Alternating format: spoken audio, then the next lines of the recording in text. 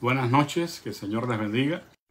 En esta ocasión, pues quizás algunos se sorprendan porque no habíamos estado pues grabando los estudios bíblicos, pero en esta ocasión pues el templo, no pudimos ir al templo porque está el tiempo bastante malo, están amenazando con tormentas eléctricas y todo eso, y no quisimos poner en riesgo a nadie, por lo que decidimos tener el estudio aquí por Facebook.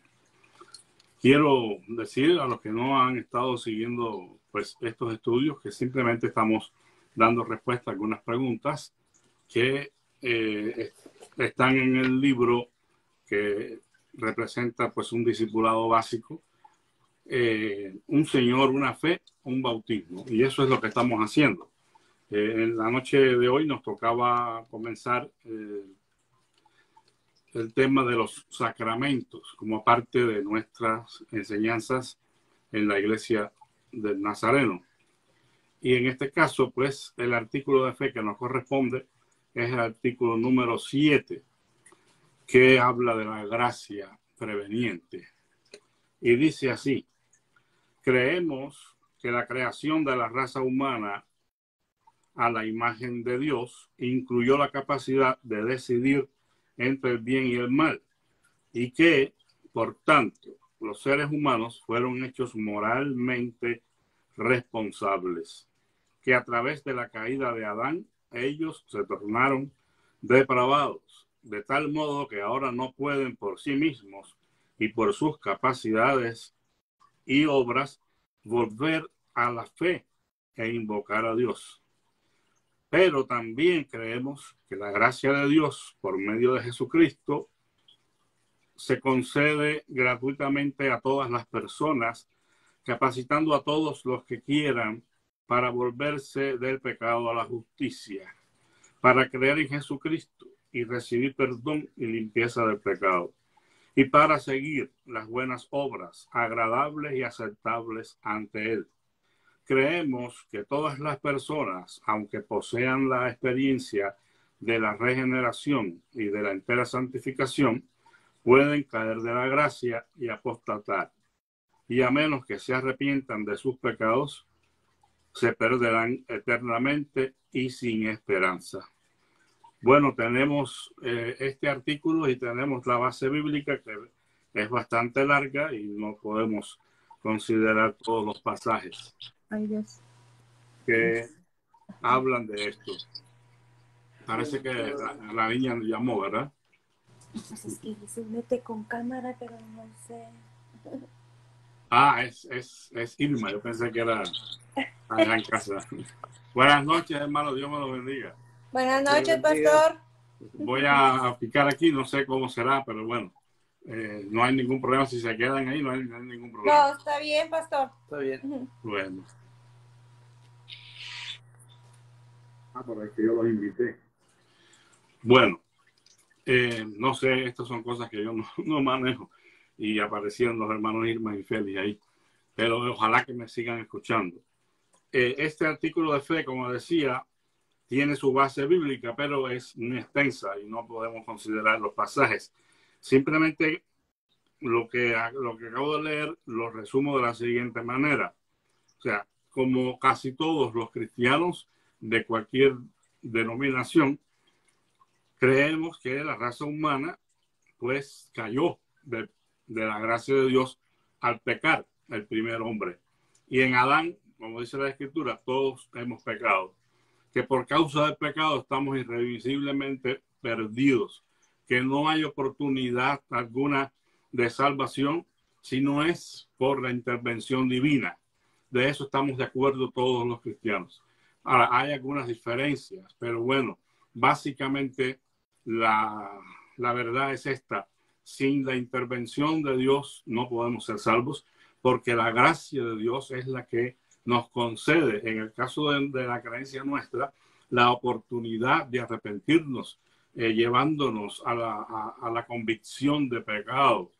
Y en este caso, pues por la acción de la gracia de Dios, el hombre muerto en sus delitos y pecados puede responder a la gracia de Dios. Hay otras iglesias de otras denominaciones que creen que el hombre está completamente muerto en sus delitos y pecados y que la gracia de Dios tiene que regenerarlo incluso para poder salvarlo después. Bueno, nosotros creemos que la gracia de Dios apela a nuestros corazones, a nuestras mentes, y como creemos, tenemos el libre albedrío o la capacidad de elegir. Esa es la pequeña o grande diferencia que hay con otras iglesias. Pero bueno, la esencia es la misma. De una manera u de otra, sin la intervención de Dios no podemos ser salvos. Pero Él nos da la oportunidad en su gracia de poder arrepentirnos de nuestros pecados y recibir el perdón de los pecados y la esperanza de la vida eterna. Esa es la esencia de lo que leímos aquí. Ahora, como ya dije, íbamos a hablar de los sacramentos. Y este sería, pues, el tema que nos corresponde hoy. Los sacramentos para la Iglesia evangélica, en la mayoría de ellas, solamente son 2 sacramentos. Sabemos que hay otros, según la opinión y la interpretación de la Iglesia Católica Romana. Pero para nosotros los sacramentos solamente son 2, el bautismo y la Santa Cena.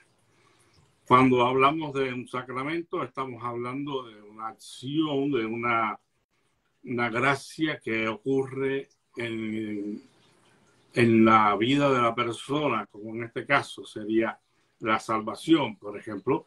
Pues entonces el sacramento sería una evidencia externa de una realidad interna. O sea, por cuanto somos salvos, entonces mostramos las evidencias de esa salvación. Y bíblicamente, pues pensamos que el bautismo es una evidencia de haber sido salvados. La Santa Cena o comunión o Eucaristía, como quiera que la llamen, pues representa la realidad interna de estar en comunión con Dios, de vivir en la coinonía con Dios y con los hermanos. Y por eso participamos de esos elementos, recordando la muerte, la vida, pasión y muerte de nuestro Señor Jesucristo y su resurrección y la promesa de su segunda venida, porque esa es prácticamente la parte más importante aquí. Estamos en esa comunión porque esperamos la segunda venida de Cristo. Ahora, leyendo el libro que tenemos, dice: Dios efectuó de una vez para siempre su plan de salvación mediante la encarnación, la muerte, la resurrección y la ascensión de Cristo Jesús, y mediante la tarea o obra del Espíritu Santo que lleva a cabo santificando. El segundo patrón de enseñanzas esenciales para la formación de la fe en la Iglesia del Nazareno explica cómo este plan de salvación de Dios se hace presente en los sacramentos de la Iglesia. Los sacramentos incluyen el bautismo y la cena o comunión. O sea que Dios promete estar presente en estos sacramentos, en estos ritos que Él nos ha mandado a celebrar.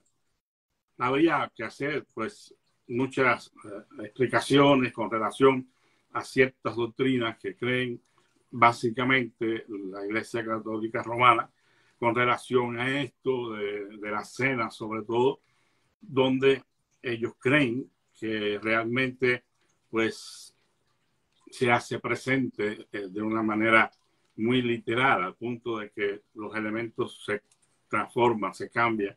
Y bueno, básicamente la Iglesia evangélica no tiene esta creencia, simplemente lo considera como símbolos que representan, en el caso de la cena, pues la comunión que guardamos con Dios, y en el caso del bautismo, pues la obra salvadora del Señor. Pero no creemos ni en la transubstanciación ni en la consubstanciación. No creemos que el vino se convierte en sangre y que la hostia se convierte en la carne de Cristo literalmente. No lo creemos. Ahora, pues algunos lo creen, ¿no? Y hay que respetar pues esas opiniones. El bautismo, dice, es el sacramento de la gracia preveniente y señal del pacto de gracia. La fidelidad de Dios y la obra del Espíritu Santo nos exigen una respuesta de fe y el crecimiento en la vida cristiana. Juan Wesley decía que este crecimiento es necesario para una santificación que transforme cada rincón de nuestra existencia. El sacramento que nos alimenta en ese crecimiento es la Santa Cena.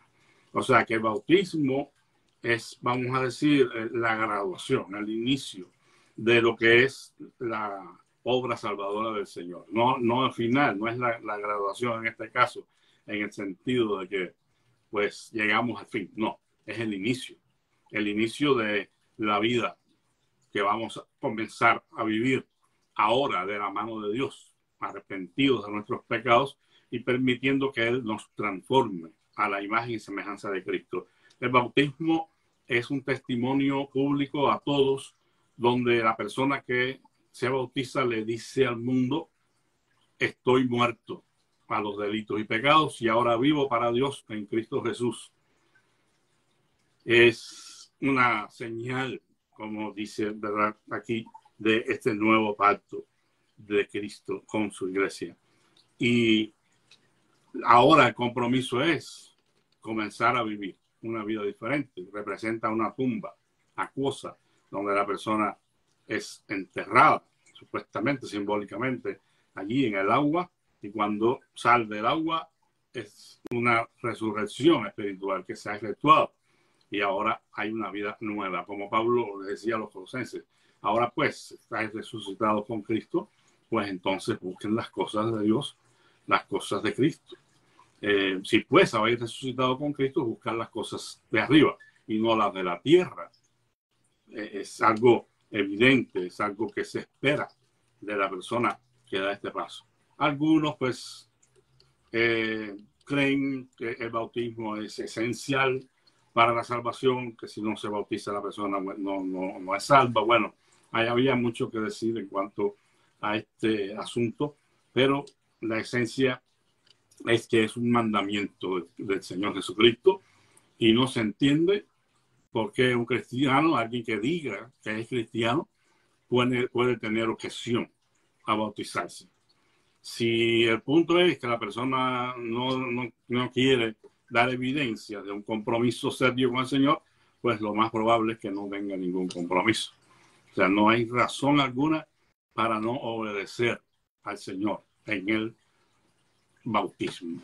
Recuerden cuando Felipe fue llevado por el Espíritu al desierto y había un carro en el cual viajaba un funcionario etíope que había venido a la celebración de las fiestas en Jerusalén, que tenía conocimiento de Dios, tenía conocimiento de la ley de Dios, pero era alguien que no había escuchado completamente el plan de redención. Y cuando el Señor le dice a Felipe, júntate a ese carro, y Felipe va obediente al Señor, encuentra que el etíope está leyendo las escrituras en el libro del profeta Isaías. Y Felipe, como un excelente evangelista, le pregunta: ¿y entiendes lo que lees?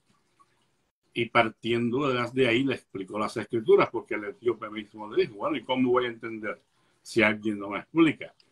Bueno, Felipe le predicó a este hombre el plan de redención del Señor, el evangelio, como quiera usted llamarlo, y cuando pasaron por un lugar donde había suficiente agua, el etíope le dijo: ¿qué impide que yo sea bautizado?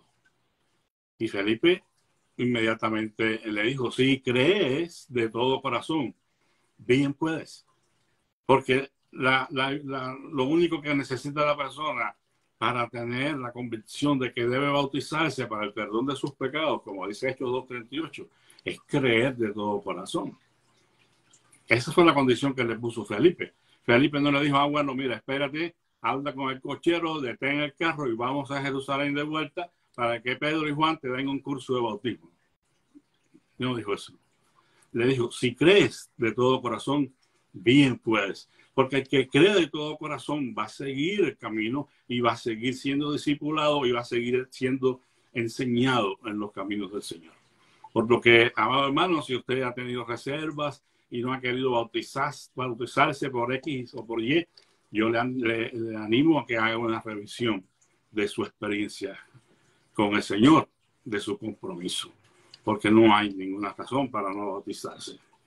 Entonces, seguimos respondiendo aquí las preguntas.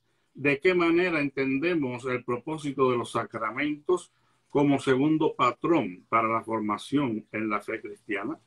Bueno, dice aquí, los sacramentos son normativos para todos los cristianos y expresan la gracia de Dios en la vida compartida de la Iglesia en su peregrinaje.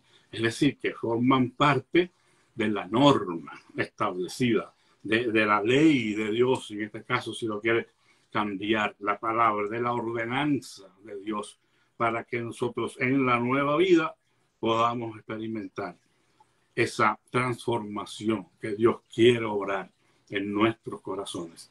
Porque el propósito de la salvación no solamente es librarnos de la ira venidera, no es solamente darnos el perdón de pecados y la esperanza de vida eterna, es convertirnos en siervos de Dios, en hombres y mujeres que ahora trabajan para Dios, se comprometen para Dios en su obra y van siendo transformados en su ser interior. Por eso dice, de modo que si alguno está en Cristo, nueva criatura es.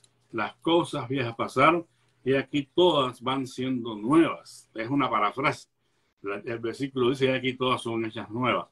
Pero sabemos que el proceso se inicia en la conversión y el proceso de santificación, ¿verdad? Y vamos siendo depurados de muchas cosas en nuestra vida que no son agradables al Señor. Y llegamos al punto de la entera santificación, donde recibimos un buen impulso para seguir adelante, creciendo en el Señor. Bueno, entonces los sacramentos ayudan de esa manera en los propósitos de Dios porque son normativos y la gracia de Dios se manifiesta para nosotros a través de ellos en nuestro peregrinaje, es decir, en nuestro camino hacia la vida eterna. El Señor dice en su palabra que somos peregrinos, estamos de paso y vamos camino, dice la Escritura, porque no tenemos aquí ciudad permanente, sino que vamos hacia el porvenir, vamos hacia la ciudad celestial, hacia donde Dios ha preparado para nosotros todas las cosas maravillosas que Él tiene. Pero enfatiza eso, somos peregrinos. Somos peregrinos. En nuestro sistema teológico de interpretar este asunto de la salvación, nosotros los arminianos creemos que hay un camino de salvación. Hay una senda por la que debemos caminar. Y esa es la senda de la santidad. Es la senda de la nueva vida en Cristo Jesús. Y en ese camino también vamos siendo transformados, porque es una metamorfosis, es la palabra que usa el apóstol, es un cambio interno que se manifiesta en la vida completa, en la vida externa. Como decía uno de nuestros queridos hermanos allá en Cuba, si algún cubano de la vieja guardia me está oyendo, habrá conocido a nuestro querido amado hermano Luciano Morejón, que era, entre otras cosas, era poeta. Le gustaba hacer muchas poesías. Y él tenía una que terminaba diciendo que si hay santidad por dentro, hay santidad por fuera. O sea, que no podemos decir, yo así no, yo estoy enteramente santificado, mi corazón está purificado. Pero entonces, por fuera, no se puede apreciar porque no tengo buenas obras, porque tengo ciertos hábitos que no son agradables al Señor, me he visto de una manera que no es la más adecuada, no prestamos atención a esos detalles, entonces hay que cuestionarse. ¿Hay santidad realmente? Bueno, Luciano decía, si hay la santidad por dentro, también hay santidad por fuera. Entonces, amados hermanos, seguimos respondiendo ya un poco más formal. ¿Qué cosa es un sacramento? Dice aquí, un sacramento es una acción sagrada que Jesús nos ordenó a seguir y que utiliza elementos físicos como son el agua, el pan y el jugo de uva para expresar externamente lo que Dios hace para redimirnos. Por eso decíamos, una realidad externa de una realidad interna. Los sacramentos son señales visibles de una gracia interna y espiritual. Nos han sido dados por Cristo y confiados a la Iglesia como medios eficaces de la gracia para nuestros sentidos físicos y espirituales. Son los medios sagrados por los cuales recibimos esa gracia de Dios. Eso es el artículo de fe número 12 y 13 de nuestra iglesia. O sea que simplemente, como decía, una realidad externa de una gracia interna. Internamente hemos sido salvos. Y entonces, externamente, damos testimonio a través del bautismo, anunciando a todos que hemos muerto al pecado y ahora vivimos para Dios. Y al participar de la cena del Señor, estamos celebrando la vida, pasión y muerte de Cristo. Pero sobre todo, esa entrega que Él hizo por nosotros en la cruz del Calvario de su propia vida, celebrando la segunda venida. Dice, esto ustedes van a hacer hasta que yo venga, hasta que estemos todos unidos en el reino de Dios. Pero aquí tenemos que comenzar y tenemos que testificar a todos de que vivimos en comunión con Dios y en comunión unos con otros. Recuerden, es bastante diferente lo que tenemos hoy, lo que celebramos hoy como Santa Cena o comunión, o como lo celebra la Iglesia Católica en su manera, de la Eucaristía, a lo que realmente era en el tiempo de la Iglesia primitiva, porque eran llamados ágapes, eran unas grandes fiestas que celebraban el amor de Dios. Pero les faltaba mucha instrucción a estos creyentes y se dieron abusos allí en la iglesia de Corinto, y el apóstol Pablo tuvo que darles unas enseñanzas básicas acerca de lo que era celebrar la cena del Señor. Entonces, bueno, no tenemos esas grandes fiestas. Hoy no vamos a correr ese peligro de que uno se emborrache y el otro se coma la comida del hermano. No. Pero sí debemos prestar atención a lo que es la esencia, el significado de este sacramento. Bendito sea el Señor. Otra pregunta que tenemos aquí dice, ¿qué queremos decir cuando hablamos de los sacramentos como medios eficaces de gracia? Una pregunta bien interesante, bien importante, porque decimos muchas veces que son medios de gracia. Son formas, maneras en las que la gracia de Dios nos puede alcanzar, nos puede renovar. Bueno, dice la respuesta, queremos decir con esto que los sacramentos permiten que los creyentes maduren en la gracia de Dios, la cual entendemos como el favor inmerecido y la bondad amorosa de Dios hacia nosotros. Por gracia Dios perdona nuestros pecados, Dios ilumina nuestras mentes, Dios induce nuestros corazones a buscarlo y Dios fortalece nuestra determinación de hacer su voluntad. Por eso decía al principio que siempre ha sido y será por la gracia de Dios que podemos nosotros cumplir de alguna manera con el Señor y vivir para su gloria. Es el Señor quien nos capacita por su gracia para que nosotros podamos madurar en el conocimiento de Cristo, en nuestro carácter cristiano. Tenemos que hacer uso de todo lo que el Señor dispone para ese propósito. Por eso es que no entendemos cuando alguien dice que quiere caminar con Cristo, pero no quiere compromisos. A no ser, hermano, por causas mayores que la persona definitivamente no pueda. La persona que ha querido, que ha conocido a Cristo y desea conocerle más, no se pierde las actividades de la iglesia, porque en cierta forma las actividades de la iglesia, estas son medios de gracia. Son medios de gracia para que nosotros podamos crecer en el Señor.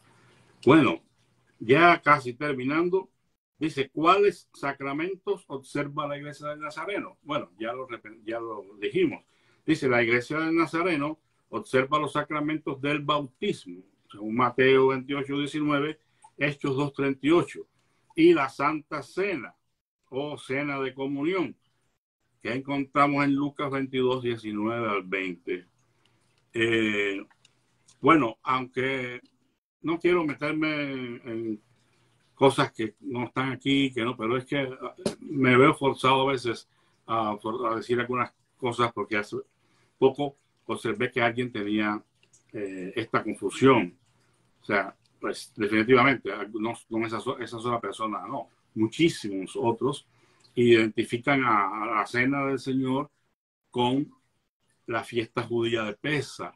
Pero para la iglesia cristiana, la institución de la Cena del Señor solamente se hizo durante la celebración de Pesa o la fiesta de Pascua, pero no necesariamente es lo mismo. Tenemos que hacer una diferencia en esto y estamos comprometidos a vivir en esa comunión con Dios que se efectúa por medio de su Hijo Jesucristo y la obra del Espíritu Santo en nuestros corazones. En la medida que aceptamos el plan redentivo del Señor, nos arrepentimos de nuestros pecados, creemos en Jesucristo, creemos en el Padre que ha ideado todo esto y ahora nos disponemos a seguir caminando con el Señor, entonces vamos siendo transformados. No vamos siendo salvos en el sentido de que si no suceden esas cosas, no seremos salvos. Si en el camino, como suele suceder, alguien termina su vida, termina su asistencia física, pero lo hace confiando y creyendo en el Señor, pues esa persona es salva, porque nosotros no podemos ser salvos por nuestras obras de ninguna manera. La salvación es un regalo de Dios y es algo que nos pertenece porque Dios nos los ha dado. Y el Señor asegura de que podemos caminar con Él en ese camino sin perdernos. Ahora, la iglesia de Nazareno, como dijimos al principio, también cree que si alguna persona por su voluntad propia decide dejar los caminos del Señor, decide volverse atrás, es decir, apostatar de la fe, entonces esa persona, si no se arrepiente de nuevo, pues se pierde, ¿verdad? Otras personas no creen así, hay que respetar las opiniones de otros, pero la salvación es algo que es difícil que nosotros la perdamos si estamos en el camino con el Señor, aun cuando no somos perfectos y Dios sigue trabajando en nosotros. A la otra cosa es un corazón rebelde, manifiesto, que dice no quiero nada más con el Señor, no me interesa más de las cosas de Dios, ni la iglesia, ni la Biblia, ni nada, y se vuelve el camino de pecado. Bueno, algunos dirán, nunca fue salvo. Pues, bueno, ahí es donde están las diferencias. Nunca conoció al Señor.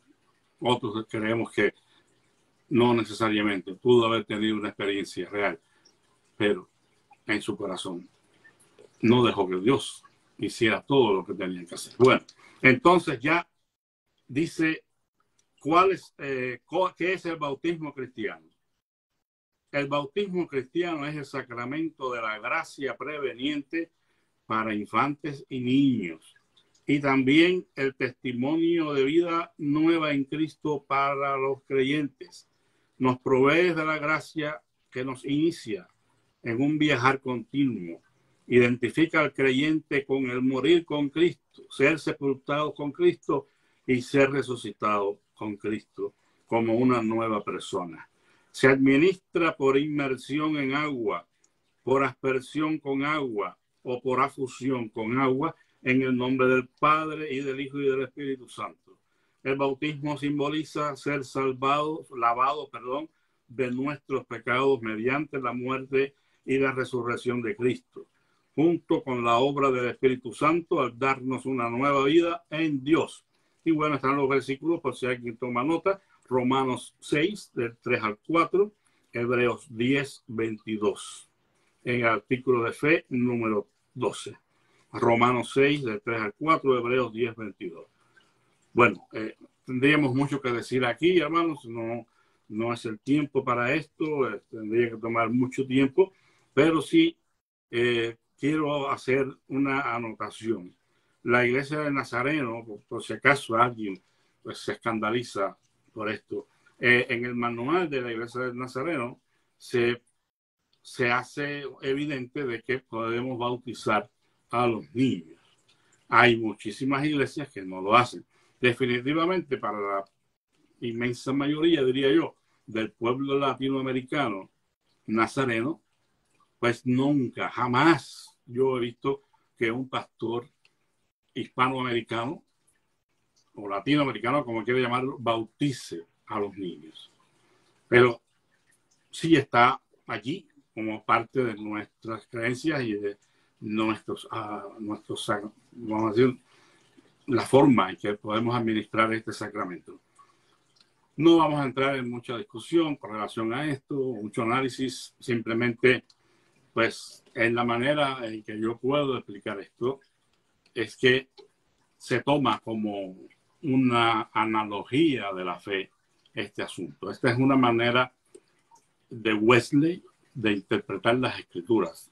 La analogía, la comparación entre dos cosas que no son necesariamente la misma, pero que se parece, ¿verdad? Y podemos asumir que se hace. La analogía de la fe aquí está dada en el bautismo en agua y la señal del pacto entre los israelitas y Dios, cuando Dios le dijo en su ley, en sus mandamientos, que deberían circuncidar a cada niño varón al 8º día de nacer. Bueno, alguien pensó de que hay una analogía aquí, y de la misma manera que la señal del pacto con Israel fue la circuncisión física, pues aquí en el pacto cristiano, pues es en este caso el bautismo. Ellos dicen, por cuanto el niño hebreo no sabía, o no sabe absolutamente nada, porque es al 8º día de nacido, sin embargo Dios ordenó que se circuncidara. Y pues es una ordenanza del Señor. No importa si el niño tiene conocimiento o no. Dios dijo, no, hay que circuncidarse. Pero en el caso del bautismo no tenemos todos los elementos para decir es lo mismo, pero es parecido. Por eso es una analogía, es una comparación. Bueno, acá, ¿por qué negar al niño el bautismo si el niño es parte de una familia cristiana comprometida que está haciendo el compromiso de enseñar a ese niño en los caminos de la fe? Sin embargo, pues no todos ven esa analogía y lo ven como dos cosas diferentes, y no bautizamos a los niños porque creemos que el bautismo es un acto que se hace con conciencia de que necesitamos arrepentirnos de nuestros pecados y de que Dios nos está perdonando los pecados. Tiene que haber un entendimiento del plan de salvación. En aquel caso no lo había, pero Dios lo ordenó. Pues ni modo. Sin embargo, acá no tenemos un mandamiento explícito que diga ustedes bauticen a los niños. No lo dice la Escritura. Entonces, en mi opinión, yo creo que debemos esperar que la persona crezca, que la persona se convierta a Cristo, que esté dispuesto al menos al arrepentimiento y a la fe, y en el momento que cree y se arrepiente, es bautizado. Pero no tampoco posponerlo para 10 o 15 años después. No tiene sentido. Hay que obedecer al Señor inmediatamente, como ya les puse el ejemplo del etíope. Hay otros ejemplos bíblicos también, carcelero de Filipo. No hay que posponer el bautismo. Sin embargo, no es una mala costumbre dar, si se puede, ¿verdad?, a esas clases de discipulado y explicarles a las personas precisamente lo que es el bautismo. Bueno, hay otras cosas aquí que pudiéramos hablar. Yo se lo dejo de tarea. Si usted quiere estudiar el tema, pues algunos dicen que el bautismo tiene que ser en el nombre de Jesucristo, no en el nombre del Padre, del Hijo y del Espíritu Santo. Bueno, ahí hay mucha tela para cortar. Lo importante no es tanto el que sea en el nombre del Padre, el Hijo, del Espíritu Santo o en el nombre de Cristo, sino lo que éste representa y la realidad que tiene que haber en la persona, en testimonio de haber nacido de nuevo. Eso es lo que cuenta. Porque ¿de qué vale si lo haces en el nombre de que lo haga y que lo haga por inmersión? Esa es otra discusión. Algunos dicen que no hay bautismo si no es por inmersión. Es cierto que la palabra que se usa en el Nuevo Testamento representa eso. Es totalmente sumergido en el agua. Pero hay casos, hermanos, y la historia de la iglesia da evidencia de eso, en que no es posible que la persona se bautice de esa manera.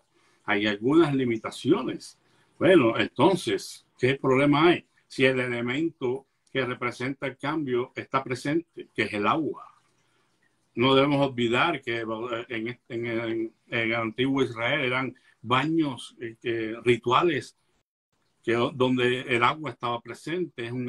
Fue un acto de purificación. Bueno, aquí lo importante, la esencia, es que la persona haya nacido de nuevo. Realmente Dios esté perdonando sus pecados. Si es por inmersión o afusión o aspersión, no creo que ahí haya ningún problema, porque hay personas que tienen sus limitaciones, o la persona se está muriendo, usted le está predicando y le dice, bueno, hay que bautizarse, usted quiere bautizarse porque se convenció de eso, ahora usted va a llevar al moribundo a algún lugar para meterlo en agua. No. Entonces hay que concentrarse en lo esencial. Ya terminando con estas preguntas, porque si no se hace muy largo, dice, ¿qué significa además de lo que ya dijimos el bautismo cristiano? Dice, el bautismo cristiano significa el total compromiso con ser un discípulo semejante a Cristo. Y por eso es que la misión de la Iglesia de Nazareno es hacer discípulos semejantes a Cristo en todas las naciones. Porque eso es lo importante. Cuando la persona dice, he muerto al mundo y ahora vivo para Dios en Cristo, entonces asume un compromiso. Y ese compromiso es tan serio que es hasta la muerte. Y que se hace evidencia en la vida transformada, en los frutos que la persona esté dispuesto a dar como cristiano. Pero hermanos, esa palabra pesa. Vivimos en tiempos donde la gente no quiere compromiso. No, vamos a hacer tal cosa y más cual cosa, pero sin compromiso, porque no quieren estar atados a nada ni a nadie. De hecho, pues ya poca gente se casa. El matrimonio no existe para muchas personas, es algo retrógrado, es algo fuera de lugar. Ya no es un pacto para muchos. Por eso, bueno, basta con que nos gustemos, estemos de acuerdo en algunas cosas y ya, vamos a vivir juntos. Pero no tienen en cuenta la ley de Dios. Bueno, ¿por qué? Porque no quieren compromiso. Vamos a ver si esto funciona bien, si no también, tú sigues tu camino y yo voy por el mío. ¿Qué amor es ese? Pues ninguno, no es amor. Lea las características del amor en 1 Corintios 13 y usted se dará cuenta de lo que estoy diciendo. ¿Cómo se anticipó el bautismo en el Antiguo Testamento? Bueno, esto es parte de lo que le estaba diciendo. Dice, hay numerosas imágenes del Antiguo Testamento que anticiparon el significado del bautismo del Nuevo Testamento. El agua era símbolo de una fuente de vida y de muerte. En el arca, Noé y su familia fueron salvados mediante el agua. 1 de Pedro 3, 20 y 21. El pueblo de Dios, al cruzar las aguas divididas del Mar Rojo, fue liberado de la esclavitud egipcia. Éxodo 14, 21 al 31. Cuando cruzaron las aguas del río Jordán, 40 años después, Israel entró en la tierra prometida, la tierra que Dios había prometido a Abraham y a su descendiente. Josué 3, 1 al 4 y 3. Génesis 12, 7. el bautismo era parte del proceso de conversión al judaísmo cientos de años antes del Nuevo Testamento y poseía gran significado para el pueblo judío. O sea, todos esos rituales de purificación de lo que estamos hablando. Porque el agua es un elemento de purificación, es un elemento de vida. Por eso Jesús dice que cree en mí, de su interior correrán ríos de agua viva. Entonces tiene que estar presente en el acto físico, pues es agua. Eso es imprescindible, eso no puede faltar. Si se puede hacer por inmersión, es el ideal. Pero si no se puede, no le vamos a negar a nadie el ser bautizado cuando tiene la convicción de que él es perdonado de sus pecados y se quiere arrepentir. ¿Qué puede recibir o quién puede recibir el sacramento del bautismo? Bueno, los bebés y los niños pequeños. Paso por paso, a veces me adelanto porque no sé la pregunta que viene. Los bebés y los niños pequeños pueden ser bautizados como símbolo de la aceptación de Dios dentro de la comunidad de fe cristiana sobre las bases de la gracia preveniente. Toda persona que ha puesto la fe en Cristo como su Salvador y que no ha sido bautizada puede recibir el sacramento del bautismo. O sea que aquí anteponen la profesión de fe como un requisito fundamental. En mi criterio, el bautismo forma parte de esa decisión.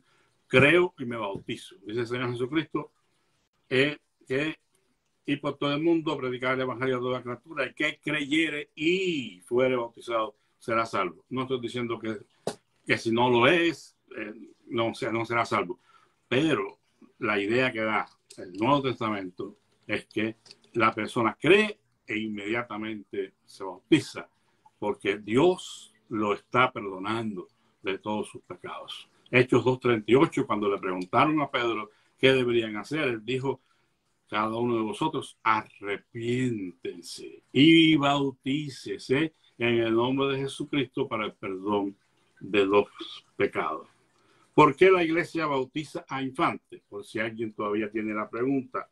Dice, en la iglesia del Nazareno, el bautismo infantil puede administrarse como indicación de que el niño es miembro de la familia de Dios. Como allá en Israel, el niño venía a ser un parte del pueblo de Israel a través de la circuncisión, a vivir en una relación de pacto con el Señor.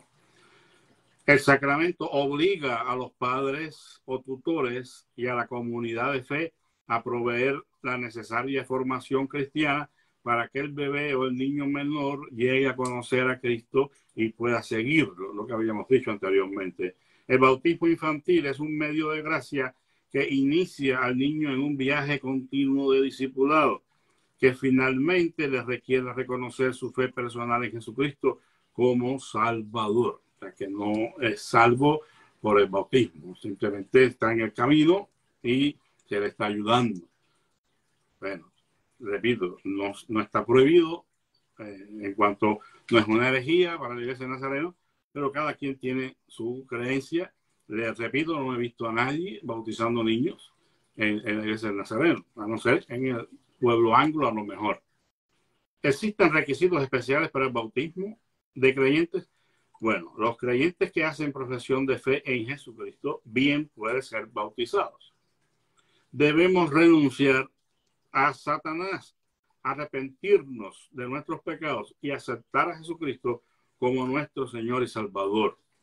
La iglesia entera comparte la responsabilidad de alimentar y proteger la fe de todos los que son bautizados, sean adultos o niños. Es decir, que debe haber un programa de discipulado que estas personas reciban.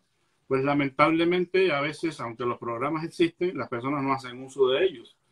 Y bueno, pues no enfatizamos lo que deberíamos enfatizar para estas personas, porque necesariamente deben recibir educación. La fe educa.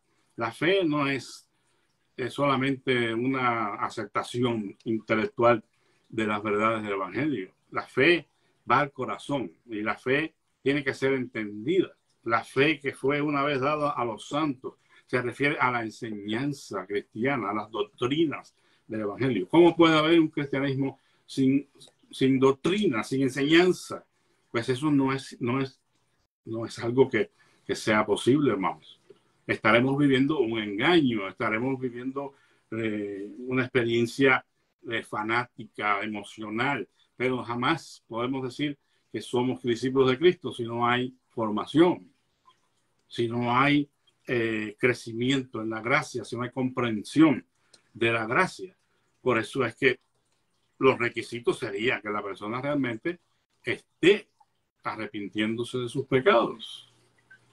Y eso no es sinónimo de estar en la iglesia por un tiempo. Hay personas que se congregan en la iglesia, llevan 1, 2, 3, 5, 4, 5 años, pero jamás han hecho ni siquiera una profesión de fe aceptando la verdad del evangelio. Y eso es importante. No necesariamente porque tiene que haber una oración recibiendo a Cristo, porque eso es parte de una tradición evangélica que no necesariamente habla de que la persona se haya arrepentido. No estoy diciendo que sea malo, pero debemos enfocar el asunto un poco más en la realidad de la convicción del pecado, del genuino arrepentimiento de la persona. El arrepentimiento sería, bueno, ya hablamos de eso la semana pasada, el arrepentimiento es un cambio genuino en la manera de pensar, para que cuando cambie la manera de pensar, cambie la manera de vivir, porque estamos arrepintiendo, nos está pesando, nos está doliendo en el corazón el haber estado viviendo lejos de la obediencia al Señor. Y por cuanto nos arrepentimos, ahí está el concepto hebreo, Teshuvah, venimos a hacer evidencia de nuestra conversión cumpliendo los mandamientos. Cuando un creyente hacía Teshuvah, es un creyente que estaba en los caminos del Señor, pero pecaba de alguna manera, violaba un mandamiento. Entonces el arrepentirse significaba en el contexto judío volver a los mandamientos, volvernos al Señor. Bueno, para nosotros lo mismo. Por eso metanoia, que es la palabra griega, es un cambio de mente. No puedo seguir creyéndome la mentira de siempre, no puedo seguir justificándome a mí mismo, no puedo seguir diciendo es que soy una víctima y por eso es que hago esto y no hago lo otro, porque yo he sido, bueno, si sigues así, entonces no podrás tener un verdadero arrepentimiento, que es un cambio en la manera de pensar. Y esto es importante, hermano, porque yo lo escuché el año pasado que fui a cierta, no quiero decir a dónde fui, pero fui a un lugar donde se hizo una obra, una representación maravillosa, y todo eso estaba hecho impecable. Pero cuando llegó la parte de la predicación, eso fue un desastre, porque el predicador dijo que no somos pecadores, que ninguno es pecador, y un montón de herejías tremendas. La Biblia afirma que todos hemos pecado y estamos destituidos de la gloria de Dios. Si yo me creo que no soy pecador, entonces yo no tengo de qué arrepentirme. Y eso es un peligro muy grande. Somos pecadores y el requisito, diría yo, para bautizarse es haberse arrepentido genuinamente o estarlo haciendo en ese momento y decirle, aquí estoy, como el etíope, aquí hay agua, Felipe, ¿qué impide que yo sea bautizado? Bendito sea Dios. Y dijo, si crees de todo corazón, ahí está el punto. ¿Has creído de todo corazón? ¿Te ha dolido en tu corazón el pecado en tu vida? ¿Sientes que estás perdido, que no hay solución para tu problema? Entonces ven a Cristo y descansa en sus brazos, obedeciéndole. Ya para terminar, la última pregunta. ¿Qué reconoce el sacramento del bautismo? El bautismo incorpora en Cristo y en su iglesia al bautizado. O sea que otra cosa que también pues tienen como argumento de los que creen del bautismo para la salvación es que el bautismo es lo que abre la puerta a la persona a la iglesia. Entonces, si no se ha bautizado, según este criterio, que tiene bastante fundamento, la persona no ha entrado a ser parte de la iglesia de Cristo. Romanos 3, 6 es bastante claro. Dice, el bautismo incorpora en Cristo y en su iglesia al bautizado y reconoce que el bautizado participa en la vida de la Santísima Trinidad. El bautismo en agua simboliza la purificación espiritual, es decir, la obra interior del Espíritu Santo en nuestras vidas. El bautismo no garantiza un estatus permanente, pero nutre, preveniente, perdón. El bautismo no garantiza un estatus permanente, pero nutre dentro del bautizado la gracia santificadora que da inicio a la jornada de la fe. Es el sacramento de la gracia preveniente y una señal del pacto de gracia.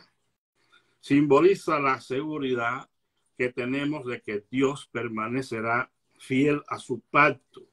El entrar en pacto con Dios y prometer que permaneceremos fiel a esta relación de pacto le pide al bautizado una respuesta de fe y la intención de crecer en la vida cristiana. Según Juan Wesley, ese crecimiento es necesario para la santificación. O sea que nuevamente yo no veo la manera de dejar al bautismo fuera de este asunto y ponerlo como algo que es secundario, que no importa. Realmente todos los argumentos bíblicos apuntan hacia la necesidad de que la persona que ha creído y se está arrepintiendo de sus pecados sea bautizado. Para mí el bautismo es de mucho peso y de mucha importancia, y de otra manera no hubiera sido objeto de un mandamiento de nuestro Señor Jesucristo.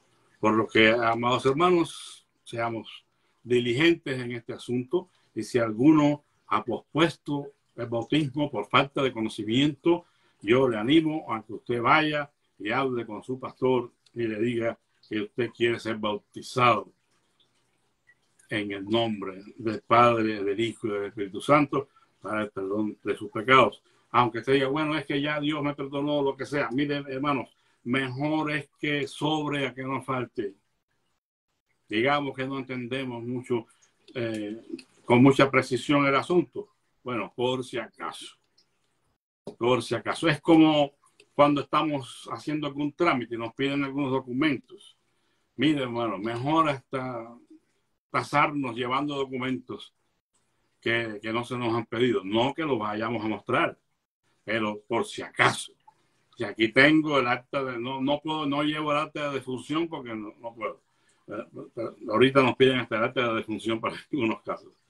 No, hermanos, seamos celosos. Y si para estas cosas terrenales a veces somos tan meticulosos, tan precisos, tan exactos, que no se nos va nada, entonces, ¿por qué en las cosas que tienen que ver con Dios y nuestra vida espiritual no vamos a ser de la misma manera celosos, preocupados, mostrar que realmente amamos a Dios y amamos al prójimo?